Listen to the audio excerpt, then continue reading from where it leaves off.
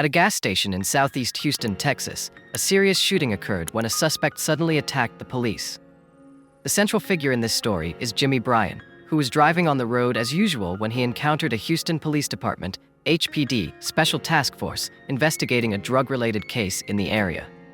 Upon spotting Jimmy, the officers asked him to pull over for a routine traffic stop.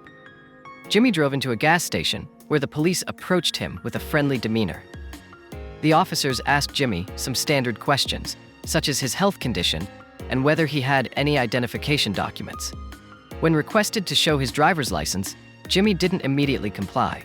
Instead, he pretended to search for his phone, claiming he was looking for a photo of the car purchase receipt to provide as proof.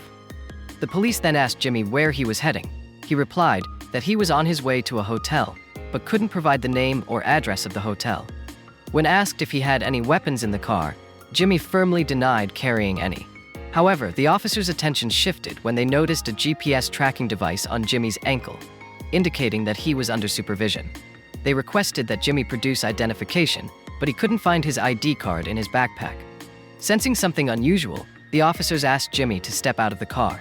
At first, Jimmy remained calm but reluctant to leave the vehicle. After some persuasion, he finally opened the car door. But as soon as the door opened, Jimmy suddenly pulled out a gun and fired at the police. In the life-threatening situation, the officers reacted swiftly. They returned fire, hitting Jimmy and causing him to collapse at the scene. Fortunately, none of his critical organs were affected, and he was out of danger after receiving treatment at the hospital. One officer was struck in the thigh by Jimmy's bullet, but suffered only a minor injury. In a humorous recount of the incident, the officer joked that if the bullet had been dead center, his manhood might have been jeopardized.